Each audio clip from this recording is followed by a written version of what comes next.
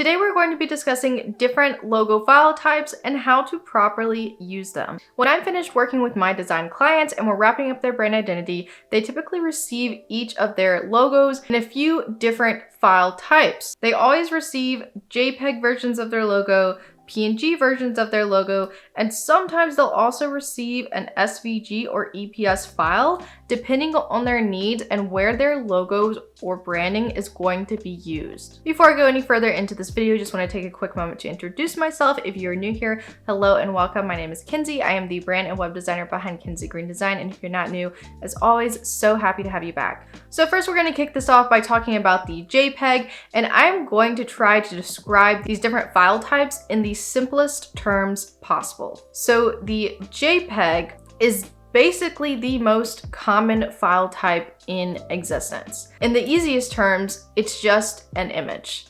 If you hire a photographer and you receive photos from your photo shoot, they are usually JPEGs. If you're uploading images to your website, you are usually uploading JPEGs. JPEGs are seen all over the place, and they are the most commonly used file type. A JPEG is something with a solid background. And a big mistake I see a lot of people make when it comes to DIYing their website is that they actually upload a JPEG version of their logo to the top of their site instead of a PNG version. A JPEG version of a logo basically means there's a solid colored background behind the logo. And sometimes that can look really strange if you go to a website and there's this nice pretty header at the top of the website, and then there's this logo with a solid white square behind it. That would be a situation in which somebody has incorrectly used a JPEG version of their logo when they should have been using a PNG. A PNG is ideal for web use because it has a transparent background.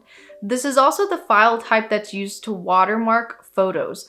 So when I'm working with photographers and I give them PNG versions of their logo, that's usually what they put on top of their final images to hand over to their clients or post publicly to showcase ownership of those photos. PNGs are also the file types that you'll want to upload to something like Canva to reuse on social media graphics and other things like that.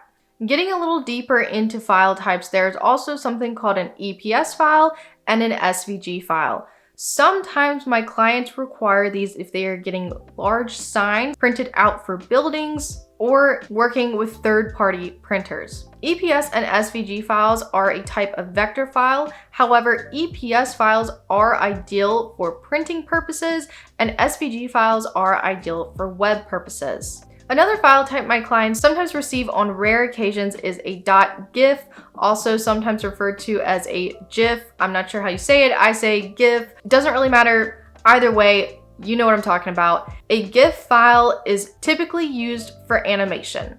It's a low colored file that is usually animated and can be uploaded to websites for an easy animated effect. GIFs can also sometimes be uploaded to Canva for use on reusable social media posts. And if you're a fan of Instagram stories, you'll know that they have a GIF option there, and a lot of people use GIFs in their stories to add cool little features and things like that. Lastly, a few notable file types that I'm just going to briefly touch on are the .ai and .psd files. An AI file basically means an Adobe Illustrator file, which is what I, as a brand and web designer, create my work inside of. And a .psd file basically just refers to a file created in Photoshop that can be reopened in Photoshop again, just like the .ai files can be reopened in Adobe Illustrator again. It's important to note that when it comes to scaling your logos to really large formats, that PNGs and JPEGs can only get so big before they start to lose quality. That's where those EPS and SVG file types that I discussed a little bit ago come into play and are really important when printing out large scale items. That's it for today's video. If you have any more questions about file types, please let me know in the comments. Thank you so much for watching. I will see you in the next video.